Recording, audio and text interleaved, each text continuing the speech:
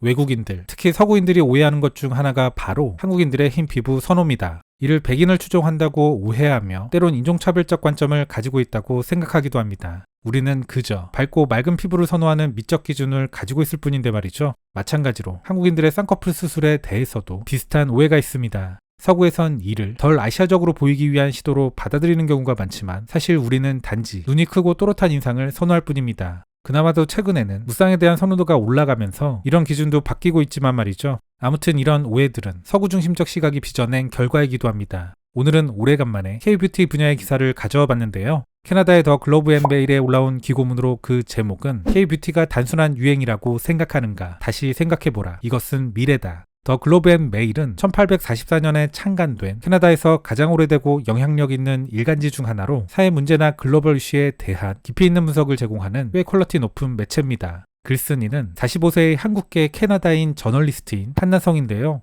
그녀는 다양한 매체에서 20년 넘게 활동해온 경력을 가지고 있는 미디어 전문가이기도 합니다.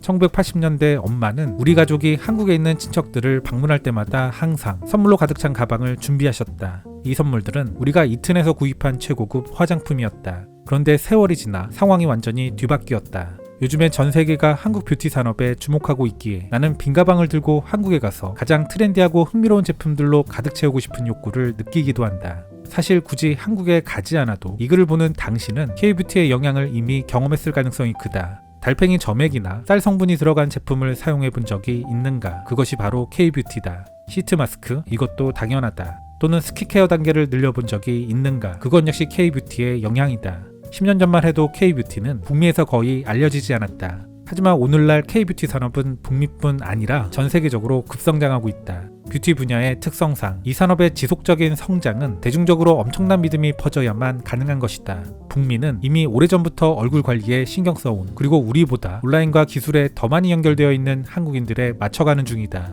글로벌 K-뷰티 열풍은 북미 사람들이 발견했다고 해서 시작된 것이 아니다. 한국의 뷰티 산업은 새로운 것에 도전하고 빠르게 변화하며 시장을 선점하는 전략으로 수십 년간 발전해왔다. 한국은 세계에서 가장 디지털화된 국가 중 하나다. 그런데 현대문화 산업은 상호 연결성이 핵심 요소라는 점에서 한국의 강점이 있는 것이다.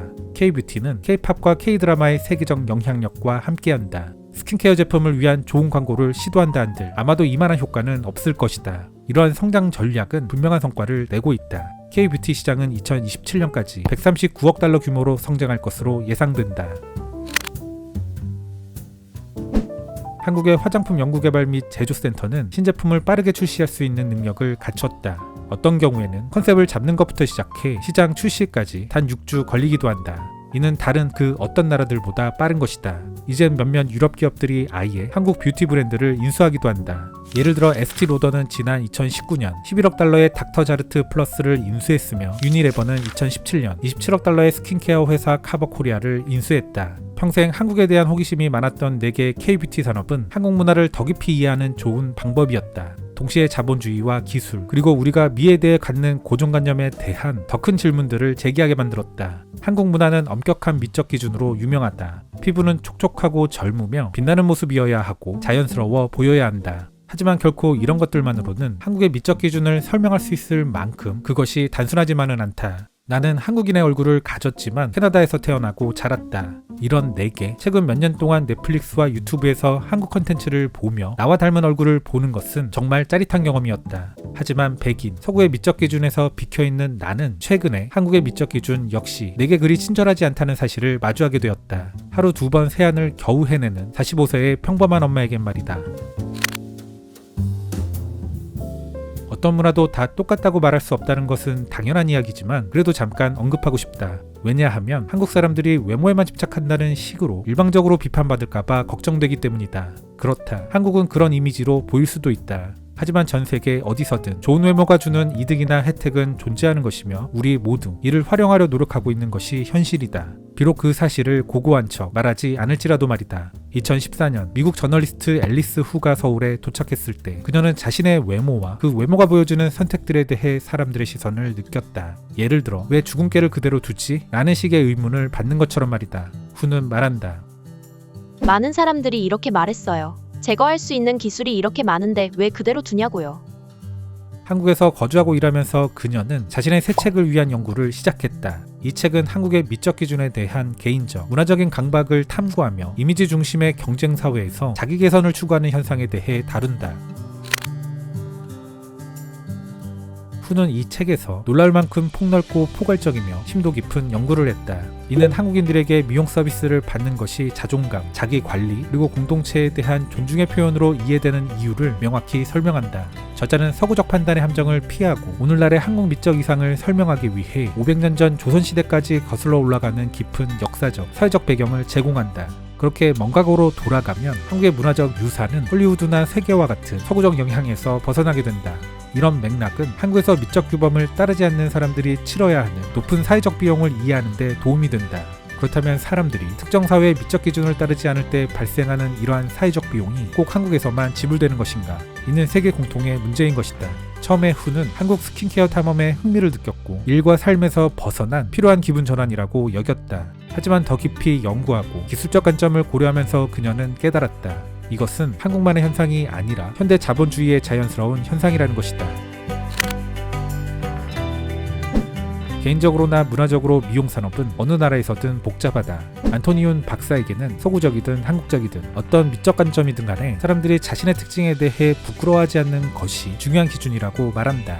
디트로이트에 기반을 둔 한국계 미국인 성형외과 의사인 윤 박사는 처음 자신의 클리닉을 시작했을 때 한국에서 인기 있는 쌍꺼풀 수술과 코 성형을 할 것이라고 생각했다.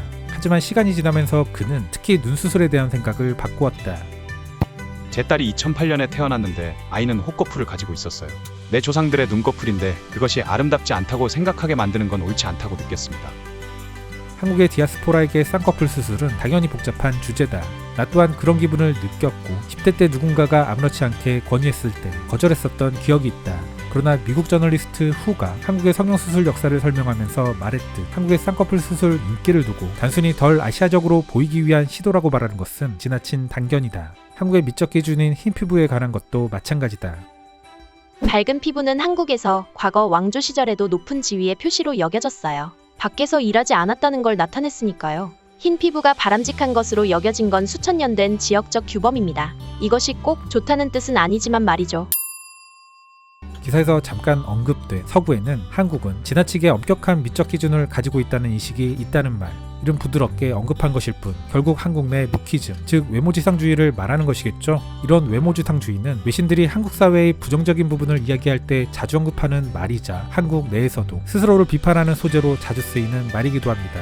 그런데 기사도 언급하고 있다시피 좋은 외모가 주는 혜택에 대해 인지하고 스스로를 가꾸려 하는 것은 비단 우리만의 이슈나 관심사가 아닙니다. 물론 루키즘이 좋다거나 바람직하다는 게 아닙니다. 자본주의 현대사회를 살아가는 인류가 공통적으로 안고 있는 문제점은 마치 한국만의 것처럼 언급되는 게 문제라는 거죠. 그나마 다행인 점을 하나 꼽자면 한국 대중문화 유행이 지속되면서 오늘 소개드린 기고문 같은 내용들이 늘어나고 있다는 점이 아닐까 싶습니다.